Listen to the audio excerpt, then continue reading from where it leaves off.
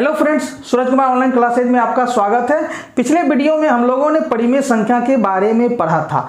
आज की वीडियो में हम लोग अपरिमेय संख्या और वास्तविक संख्याओं के बारे में पढ़ेंगे। अब ये अपरिमेय संख्या को पढ़ने से पहले हम लोगों को परिमेय संख्या अच्छी तरह याद होनी चाहिए। तो हम लोग थोड़ा सा रिवीजन कर लेते हैं कि आखिर कौन सी संख्याएं परिमेय संख्याएं होती है, क्योंकि परिमेय संख्या का ही ठीक उल्टा होता है अपरिमेय संख्या। चूंकि परिमेय संख्या को हम लोग क्या कर सकते हैं, P बटा Q के रूप में लिख सकते हैं। ये हम लोग पढ़ चुके हैं। हम लोगों ने देखा था कि जिस संख्या को आप P बटा Q के रूप में लिख सकते हैं वही संख्या हमारा परिमेय संख्या कहलाता है। फिर उसमें हम लोगों ने देखा था बटा के रूप में तो संख्या रहेगा, लेकिन ऊपर भी आपका पूर्णांक होना चाहिए और नीचे भी आपका पूर्णांक होना चाहिए। ठीक है, पूर्णांक का मतलब हुआ कि आप 0 +-1 +-2 +-3 +-4 इन सभी में से कोई भी संख्या ले सकते हैं ऊपर, यानी इसको हम लोग क्या कहते हैं, अंश कहते हैं। तो अंश के रूप में आप कोई भी पूर्णांक ले सकते हैं। फिर आपका हर में भी, चूंकि क्यों ये जो आपका क्या है, हर है, तो ये भी आपका पूर्णांक होना चाहिए। तो पूर्णांक का मतलब हो कि 0 +-1 +-2 +-3 +-4। फिर आप यहाँ कोई भी संख्या ले सकते हैं प्लस में या माइनस में।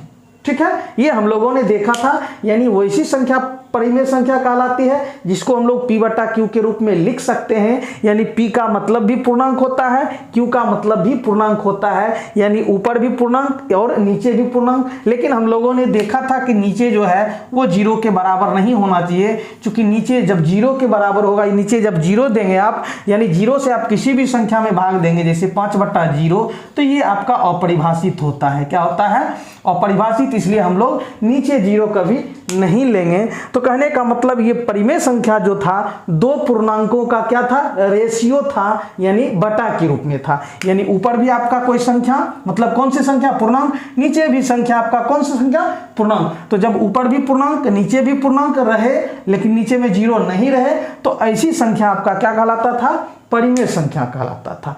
लेकिन अब हम अपरिमेय संख्या की बात करेंगे। मतलब ये जो होगा अपरिमेय संख्या, परिमेय संख्या का ठीक उल्टा होगा। क्योंकि आप परिमेय संख्या को P बटा Q के रूप में लिख सकते हैं, लेकिन अपरिमेय संख्या को आप P बटा Q के रूप में नहीं लिख सकते हैं। समझते हैं, देखिए मान लीजिए आपका कोई संख्या है, मान लेते हैं आप √3 की बात करते हैं या √2 की बात करते हैं। ठीक है, अब हम लोग इसके बारे में पता करते हैं कि क्या हम लोग इसको P बटा Q के रूप में लिख सकते हैं, यानी रेशियो के रूप में लिख सकते हैं, बटा के रूप में लिख सकते हैं। देखिए आप इसको लिख सकते हैं, बहुत करेंगे तो आप लिखेंगे √2/1। एक नीचे देने से कोई फर्क नहीं पड़ता है। ठीक है, तो चलिए आप यदि कहेंगे कि भाई इसको तो बटा के रूप में लिख दिया, तो फिर ये क्यों नहीं हुआ परिमेय संख्या। तो देखते हैं, आप इसको P मानिए और इसको ये Q मानिए, यानी आपका जो है ये संख्या P बटा Q के रूप में है। लेकिन क्या है कंडीशन कि हमारा P भी पूर्णांक होना चाहिए और Q भी पूर्णांक होना चाहिए, यानी ऊपर का भी पूर्णांक होना चाहिए और नीचे का भी पूर्णांक। लेकिन क्या √2 जो है हमारा पूर्णांक है, तो कहेंगे √2 हमारा पूर्णांक नहीं है, पूर्णांक नहीं है। तो इसका मतलब है कि ये जो √2/1, यानी कहने का मतलब आप इसको, मतलब किसको आपने लिखा, √2 को, तो ये हमारा परिमेय संख्या नहीं है। भले हम इसको बटा के रूप में लिख दिए, लेकिन बटा के रूप में लिखने का मतलब ये नहीं होगा कि जितनी भी संख्या बटा के रूप में होगी सब परिमेय संख्या होगा, नहीं। तभी होगा जब ऊपर भी पूर्णांक नीचे भी पूर्णांक। लेकिन हम लोग देख रहे हैं ऊपर जो हमारा √2 है वो पूर्णांक नहीं है, इसलिए √2 हमारा परिमेय संख्या नहीं है। क्लियर है। तो देखिए आपका P बटा Q के रूप में जो होता है, क्या होता है, तो जिसको आप परिमेय, यानी जो परिमेय नहीं हो, यानी जो P बटा Q के रूप में नहीं लिखा जा सके वो आपका हो गया अपरिमेय, और जो P बटा Q के रूप में लिखा जा सके वो परिमेय। तो देखिए P बटा Q का मतलब आपका क्या है, ऊपर भी पूर्णांक होना चाहिए और नीचे भी पूर्णांक होना चाहिए। क्लियर है। अब ये परिमेय कब बनेगा, क्योंकि आपका अंश भी है, हर भी हो सकता है कि ऊपर में पूर्णांक होगा, ऊपर में पूर्णांक होगा, नीचे पूर्णांक नहीं होगा, पूर्णांक नहीं होगा, तब भी ये आपका अपरिमेय संख्या बन जाएगा। क्या हो जाएगा, अपरिमेय संख्या बन जाएगा। ठीक है, समझ गए ना, मतलब दोनों पूर्णांक है। ठीक है, हम इसको अपरिमेय बना रहे हैं, तो हो सकता है ऊपर में पूर्णांक होगा, नीचे नहीं होगा। अब दूसरा कंडीशन क्या हो सकता है कि ऊपर में पूर्णांक नहीं होगा, नीचे होगा, पूर्णांक नहीं होगा, नीचे होगा पूर्णांक, ऐसा भी हो सकता है। दो कंडीशन, तो ये भी आपका अपरिमेय संख्या होगा, अपरिमेय। फिर हो सकता है कि ऊपर नीचे दोनों में से कोई भी पूर्णांक नहीं होगा, जैसे मान लीजिए ऊपर भी आपका पूर्णांक नहीं होगा, पूर्णांक नहीं और नीचे भी आपका पूर्णांक नहीं होगा, तो ऐसा कंडीशन हो सकता है तो ये भी आपका क्या होगा, अपरिमेय होगा। अब इसको उदाहरण से समझते, अपरिमेय, ठीक है, अपरिमेय। तो ये तीनों कंडीशन में से कोई भी हो सकता है, भले बटा के रूप में रहेगा, लेकिन क्या होगा कि आपका तीन कंडीशन हो सकता है, ऊपर पूर्णांक हो सकता है, नीचे नहीं होगा, ठीक है। फिर हो सकता है कि ऊपर में पूर्णांक नहीं होगा, नीचे होगा, ठीक है। फिर हो सकता है कि दोनों में से कोई भी पूर्णांक नहीं होगा, एक बार ये पूर्णांक हुआ, एक बार ये नहीं हुआ, फिर एक बार ये नहीं हुआ, फिर एक बार ये हुआ, एक बार क्या हुआ, दोनों नहीं हुआ। तो वही तीन कंडीशन आपका हो सकता है अपरिमेय संख्या का। अब इसको समझते हैं। देखिए आपका क्या है कि ऊपर में पूर्णांक हो सकता है, मान लीजिए आपने ऊपर में दिया 2 और नीचे में पूर्णांक नहीं, मान लीजिए √3 दे दिया, तो देखिए आपका ये आपका ऊपर में तो पूर्णांक है, नीचे आपका पूर्णांक नहीं है। चूंकि √3 हमारा पूर्णांक नहीं है, तो ये हमारा कौन सा संख्या हो गया, 2/√3 अपरिमेय संख्या हो गया। क्यों? क्योंकि परिमेय ये तभी होता है जब ऊपर भी पूर्णांक नीचे भी पूर्णांक होता है, लेकिन ऐसा कंडीशन नहीं हुआ, तो इसलिए ये हमारा अपरिमेय हो गया। तो ये भी हो सकता है कंडीशन। आगे देखिए आपका हो सकता है ऊपर में पूर्णांक नहीं होगा, नीचे पूर्णांक होगा, मतलब मान लीजिए √5 ऊपर में है और नीचे 3, तो आप देख रहे हैं ये पूर्णांक नहीं है, पूर्णांक नहीं है, लेकिन ये है, ठीक है। लेकिन हमारा परिमेय का कंडीशन क्या होता है, ऊपर भी पूर्णांक नीचे भी पूर्णांक, लेकिन ऐसा तो नहीं हुआ। तो जब ऐसा नहीं हुआ तो ये क्या हो गया, हमारा अपरिमेय संख्या हो गया। फिर तीसरा हो सकता है कि ऊपर भी पूर्णांक नहीं होगा, नीचे भी पूर्णांक नहीं होगा, जैसे √5/√3, ये भी हमारा पूर्णांक नहीं है, ये भी पूर्णांक नहीं है। तो जब ऊपर नीचे दोनों पूर्णांक नहीं है तो ये परिमेय नहीं हुआ, तो परिमेय नहीं हुआ तो क्या हो गया, अपरिमेय हो गया। क्लियर है? तो समझ रहे हैं? तो कहने का मतलब हुआ कि जब इन तीनों में से कोई भी कंडीशन होगा तो वो हमारा कौन सी संख्या होगी, अपरिमेय संख्या। क्यों?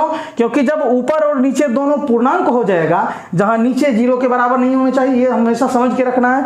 तो जब ऊपर भी पूर्णांक नीचे भी पूर्णांक हो जाएगा तब तो वो अपरिमेय संख्या हो गया। ठीक है, तब तो वो क्या हो गया, परिमेय संख्या हो गया ना। लेकिन जब इस तीनों में से कोई भी कंडीशन आएगा तो वो हमारा अपरिमेय संख्या हो गया। समझ गए ना? तो हमारा जो आपका प्रश्न, ये परिभाषा जो है, इसीलिए हमने लिखा है कि वह संख्या अपरिमेय संख्या कहलाता है। क्या कहलाता है कि आप उस संख्या को अपरिमेय संख्या कहते हैं जिसको P/Q के रूप में नहीं लिख सकते हैं। P/Q का मतलब क्या हुआ, P/Q कहने का मतलब कि ऊपर भी पूर्णांक और नीचे भी पूर्णांक, ऐसा नहीं हो सकता है। मतलब P/Q के रूप में नहीं लिख सकते, मतलब क्या हुआ, आपका P क्या है, Q क्या है, तो P भी पूर्णांक है, Q भी, यानी आप जो है पूर्णांक बटा पूर्णांक के रूप में नहीं लिख सकते हैं, जहां Q का मान 0 के बराबर, 0 तो कभी नहीं हो सकता, हो ही नहीं सकता है, ठीक है, क्योंकि नीचे 0 जब होगा तो अपरिभाषित हो जाएगा। तो आगे यदि आप किसी संख्या को पूर्णांक बटा पूर्णांक के रूप में नहीं लिख सकते हैं, ठीक है, जहां नीचे 0 नहीं होना चाहिए, तो वो संख्या हमारा अपरिमेय। आप देखिए यहाँ पूर्णांक है लेकिन यहाँ पूर्णांक नहीं है, इसलिए ये हमारा अपरिमेय हो गया। यहाँ पूर्णांक नहीं है लेकिन यहाँ पूर्णांक है, तो ये क्या हो गया, अपरिमेय हो गया। चूंकि परिमेय तभी होगा जब ऊपर नीचे दोनों पूर्णांक होगा। यहाँ भी पूर्णांक नहीं है, यहाँ भी नहीं पूर्णांक है, इसलिए ये हमारा क्या हो गया, अपरिमेय संख्या। तो समझ गए ना? तो देखिए यहाँ एक चीज है कि कंफ्यूज नहीं कर जाना कि ये P और Q आप पूर्णांक दें। अरे भाई P/Q के रूप में नहीं लिख सकते हैं, मतलब P क्या, पूर्णांक, बटा Q क्या, पूर्णांक, यानी पूर्णांक बटा पूर्णांक के रूप में जब आप किसी संख्या को नहीं लिख सकते हैं तो वो हमारा क्या हो गया, अपरिमेय संख्या हो गया। और यदि आप पूर्णांक बट्टा पूर्णांक के रूप में लिख सकते हैं, पूर्णांक बट्टा पूर्णांक, जहां ये नीचे जो है 0 के बराबर नहीं होगा, तो ये संख्या हमारा परिमेय होगा। क्लियर है? तो कहने का मतलब आप जिस संख्या को P/Q के रूप में नहीं लिख सकते हैं वही हमारा अपरिमेय संख्या होगा, या जो परिमेय संख्या नहीं होती है वो हमारा क्या होता है, अपरिमेय संख्या। क्लियर है?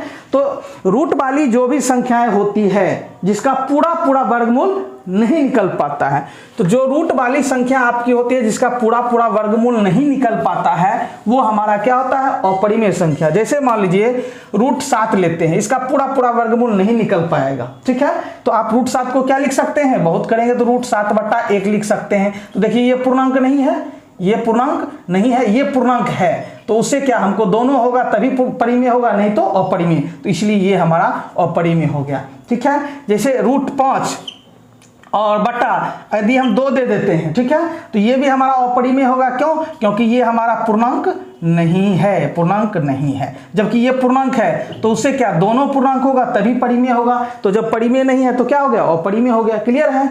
तो जिसका पूरा वर्गमूल नहीं निकल पाएगा वो हमेशा क्या होगा, अपरिमेय संख्या होगा। क्लियर है? लेकिन यदि मान लीजिए किसी संख्या का पूरा वर्गमूल निकल गया या फिर कट गया, तब क्या होगा, जैसे मान लीजिए आपको हम दे दिए √49, पूछेंगे कि क्या ये अपरिमेय संख्या है, तो कहेंगे नहीं। क्यों? क्योंकि √49 का वर्गमूल क्या होता है आपका 7 होता है। 49 का वर्गमूल कितना होता है 7, और 7 को आप क्या लिख सकते हैं 7 को, तो 7/1, ये भी पूर्णांक, ये भी पूर्णांक, ये भी पूर्णांक, ये भी पूर्णांक, ये हमारा परिमेय संख्या हुआ। तो √49 जो है हमारा अपरिमेय नहीं हुआ, क्या हुआ परिमेय। क्यों? क्योंकि इसका पूरा वर्गमूल निकल गया।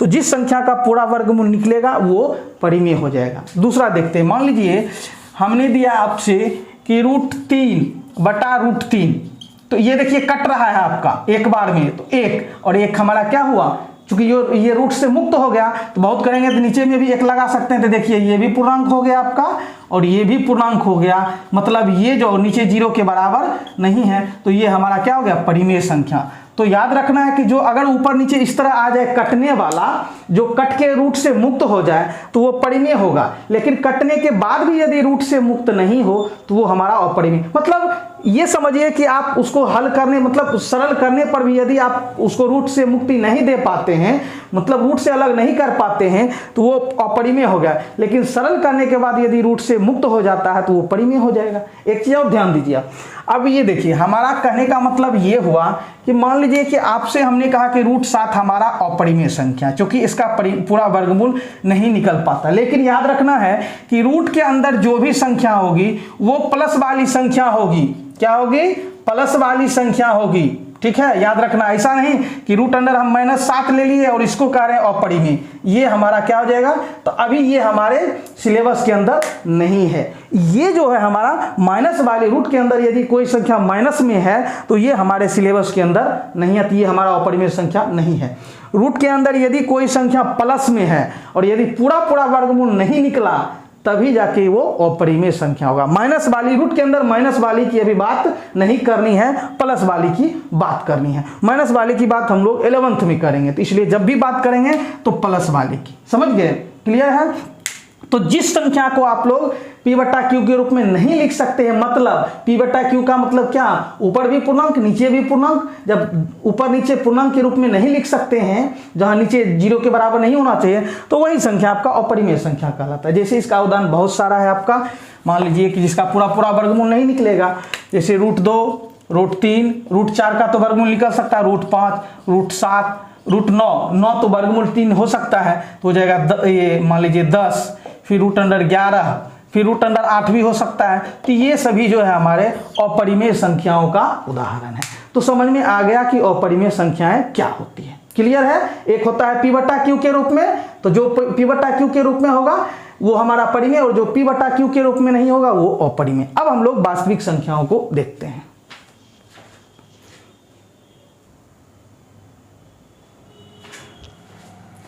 अब हमारा अगला टॉपिक है कि वास्तविक संख्याएं क्या होती है। देखिए, तो अभी तक हम लोगों ने जो भी संख्याएं पढ़ी थी, एक था प्राकृत, फिर पूर्ण था, फिर पूर्णांक था, फिर क्या था आगे परिमेय था, फिर अपरिमेय था। ठीक है, तो आप ये समझिए कि आपका जितना भी परिमेय संख्या है, मतलब सभी परिमेय और अपरिमेय संख्याओं को एक साथ मिलाने पर, जब आप परिमेय संख्या, जितना भी परिमेय संख्या है और जितना भी अपरिमेय संख्या है, जब दोनों को एक साथ मिला लेते हैं तो जो संख्या आपको प्राप्त होती है वही वास्तविक संख्याएं कहलाती है। जैसे मान लीजिए आप एक बैग लीजिए, मान लीजिए 3 बैग लेते हैं, एक में मान लीजिए आपका परिमेय संख्याएं है, जितना भी है परिमेय संख्या है वो सब एक बैग में, ठीक है। दूसरे बैग में आपका जितना भी है अपरिमेय संख्या, अपरिमेय संख्या है, क्या है अपरिमेय संख्या है, ठीक है। समझ गए ना? कहने का मतलब है कि एक को आप P/Q के रूप में लिख सकते हैं और दूसरे को P/Q के रूप में आप नहीं लिख सकते हैं। दो ही तरह की संख्या आपको ओवरऑल मिला, मतलब एक संख्या को आप P/Q के रूप में लिख सकते हैं वो परिमेय हो गया, और एक हो गया P/Q के रूप में नहीं लिख सकते अपरिमेय हो गया, ठीक है। अब ये दो बैग है, एक बैग में परिमेय संख्या और दूसरे में अपरिमेय संख्या। आप क्या कीजिए कि एक बड़ा बैग लीजिए, क्या कीजिए बड़ा बैग लीजिए, और क्या कीजिए कि ये परिमेय संख्या वाला जो ये बैग है इसका जितना भी संख्या है इस बैग में रख दीजिए परिमेय संख्या। तो इस बैग में क्या आ गया, अभी परिमेय संख्या आ गया, मतलब परिमेय संख्या। फिर इस बैग का जितना भी संख्या वो भी इसी के अंदर डाल दीजिए, मतलब अपरिमेय संख्या, अपरिमेय में संख्याएं। तो जो आपको अब यहाँ जो है एक संख्याओं का एक नया बैग प्राप्त हुआ जिसमें इन दोनों से ज्यादा संख्या, चूंकि ये दोनों अब एक ही बैग में चला गया, तो ये जो संख्याओं का एक नया बैग जो आपको मिला, यही आपका कहलाता है वास्तविक संख्याएं। क्या कहलाता है? वास्तविक संख्याएं। क्या कहलाता है? वास्तविक संख्याएं। यानी कहने का मतलब परिमेय संख्याएं प्लस और परिमेय संख्याएं जब दोनों को एक साथ मिला लेते हैं तो जो संख्याएं प्राप्त होती है, एक नया संख्याएं मतलब संख्याओं का एक नया परिवार प्राप्त होता है, तो वही वास्तविक संख्याएं कहलाता है। समझ गए? मतलब इसमें सारी संख्याएं आ गई, पी बटा क्यू के रूप वाली भी संख्याएं और पी बटा क्यू के रूप के नहीं हो मतलब जो नहीं लिखी जाएगी वो भी संख्याएं आ गई। क्लियर है? समझ गए? अब देखिए, तो वास्तविक संख्याएं आपका क्या हुआ वास्तव में? तो परिमेय संख्याएं भी वास्तविक संख्याएं हुई और परिमेय संख्याएं भी वास्तविक संख्याएं हो गई। क्लियर है? अब अभी तुरंत हम लोगों ने पीछे देखा था कि मतलब परिमेय संख्या, वास्तविक संख्या का मतलब क्या हुआ? पी बटा क्यू के रूप वाली भी, जैसे 2 हमारा और √2, ये दोनों हमारा अब क्या हो गया? वास्तविक संख्या। क्या हो गया? वास्तविक संख्या। क्लियर है? क्यों?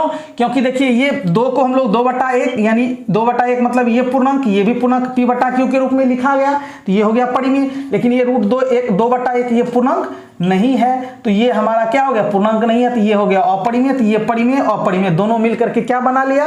वास्तविक संख्याएं। लेकिन हम लोगों ने देखा था पीछे कि रूट के अंदर प्लस ही होना चाहिए, माइनस नहीं होना चाहिए। लेकिन यदि रूट के अंदर आपने गलती से मान लीजिए -√2 दे दिया, तो ये आपका कौन संख्या नहीं है? वास्तविक संख्या नहीं है, क्योंकि ना ये परिमेय है ना अपरिमेय है। ये ना परिमेय है ना अपरिमेय, तो जब ना परिमेय है ना अपरिमेय है तो ये वास्तविक तो हुआ नहीं। तो वास्तविक नहीं हुआ तो एक और जब आप 11th में जाएंगे तो उसमें पढ़ेंगे, एक होता है काल्पनिक संख्या। क्या होता है? काल्पनिक संख्याएं। क्या होता है? काल्पनिक संख्या मतलब वास्तविक संख्या के ठीक विपरीत। मतलब वास्तविक मतलब होता है हकीकत में जो संख्या होती है, और काल्पनिक का मतलब जिसकी हम सिर्फ कल्पना कर सकते हैं, मतलब किसी ना किसी सिंबल की सहायता से, जो कि हम लोग 11th में एक चैप्टर है आपका सम्मिश्र संख्या, उसमें पढ़ेंगे। समझ गए? तो रूट के अंदर यदि माइनस में कोई संख्या है तो वो हमारा वास्तविक संख्या नहीं है। क्यों? क्योंकि ना ये परिमेय है ना अपरिमेय है, तो ये कौन सी संख्या हो जाएगी? काल्पनिक संख्या। क्लियर है? समझ गए? तो आपका जो वास्तविक संख्याएं थी वो उसके अंदर सारी संख्याएं आ गई, पी बटा क्यू के रूप वाली भी और पी बटा क्यू के रूप मतलब जो नहीं लिखा जाएगा वो भी। क्लियर है? अब एक चीज समझते हैं कि देखिए आपका जो था, ध्यान से समझिए कि मान लीजिए आपका प्राकृत संख्या है। क्या है? प्राकृत संख्याएं। प्राकृत संख्याएं हो गया आपका गिनती की संख्या 1 2 3 4 5 6 7 8, ये आपका हो गया प्राकृत संख्या। ठीक है? समझ गए ना? अब दूसरी है आपका पूर्ण संख्या। पूर्ण संख्याएं। ठीक है? पूर्ण संख्या में क्या है? आप 0 जोड़ दीजिए इसमें, 1 2 3 4 5 6 7, ये सभी संख्याएं होगी पूर्ण संख्या। फिर आपका पूर्णांक हो गया। पूर्णांक का मतलब हुआ कि 0 प्लस वाली भी माइनस वाली भी, +2 -2 +3 -3 +4 -4, इसी तरह आगे बढ़ेगा। अब आगे क्या आया? ये परिमेय संख्या, मतलब जिसको पी बटा क्यू के रूप में लिख सकते हैं। आप देख रहे हैं यहाँ जितनी भी संख्याएं हैं ये सभी जो है पी बटा क्यू के रूप में लिखी जा सकती है, रूप में लिखी जा सकती है। ये जितनी भी संख्याएं हैं ये सभी पी बटा क्यू के रूप में लिखी जा सकती है। तो ये जितनी भी संख्याएं हुई वो सभी संख्याएं क्या हो गई? परिमेय संख्याएं। क्या हो गई? परिमेय संख्याएं। तो इसका कहने का मतलब हुआ कि वास्तविक संख्या के अंदर सारी संख्याएं आ गई, प्राकृत संख्या, पूर्ण संख्या, पूर्णांक, चूंकि ये तो परिमेय के अंदर आ जाएगा, चूंकि ये जितनी भी संख्या है ये सब क्या है? पी बटा क्यू के रूप में लिखी जा सकती है, जहां नीचे 0 नहीं देना है। तो ये जो पी बटा क्यू के रूप में लिखा जाएगा वो तो हो गया परिमेय, तो ये पूरा हो गया आपका परिमेय। क्या हो गया? परिमेय। और जो पी बटा क्यू के रूप में नहीं लिखा जाएगा तो अपरिमेय, तो इसका मतलब पूरा क्या हो जाता है? वास्तविक संख्या। तो आपका अब जितनी भी संख्या हम लोगों ने अभी तक पढ़ा, चाहे वो पूर्ण हो, प्राकृत हो, पूर्णांक हो, चाहे ये सब हो गया परिमेय के अंदर, एक परिमेय और दूसरा अपरिमेय। चूंकि परिमेय जो है सबको समेट लिया और परिमेय किसके अंदर चला गया? वास्तविक संख्या के अंदर, तो निश्चित है कि ये सभी वास्तविक संख्याएं होगी। समझ गए? तो हम लोगों ने समझा कि वास्तविक संख्याएं क्या होती है। अब देखिए, यदि हम सारी वास्तविक संख्याओं को किसी एक लेटर से सूचित करना चाहते हैं तो कर सकते हैं। तो वास्तविक संख्याओं के संग्रह या समूह को या समुच्च को हम लोग आर से सूचित करते हैं। किससे? आर से। तो आप लिख सकते हैं कि सभी वास्तविक संख्याओं के समुच्च को, सभी वास्तविक संख्याओं के समुच्च को समुच्च यानी संग्रह को, समुच्च का मतलब होता है संग्रह, समुच्च यानी समुच्च, समुच्च। तो सभी वास्तविक संख्याओं के समुच्च या संग्रह को किससे सूचित किया जा सकता है? आर से, आर से सूचित किया जाता है, दर्शाया जाता है, सूचित किया जाता है, दर्शाया जाता है, बतलाया जाता है। आर क्यों? क्योंकि वास्तविक संख्या का अंग्रेजी होता है रियल नंबर्स। क्या होता है? रियल नंबर्स, इसलिए इसका पहला लेटर कैपिटल बड़ी जो है आर लिया गया है। इसका मतलब हुआ कि आर का मतलब क्या हुआ? आर का मतलब हुआ सभी वास्तविक संख्याओं का समुच्च। क्लियर है? समझ गए? तो कहने का मतलब हम लोगों ने आज की वीडियो में अपरिमेय संख्याओं और वास्तविक संख्याओं को कवर कर लिया। अब हम लोग अगले वीडियो में एक्सरसाइज को देखेंगे। तो मिलते हैं अगले वीडियो में।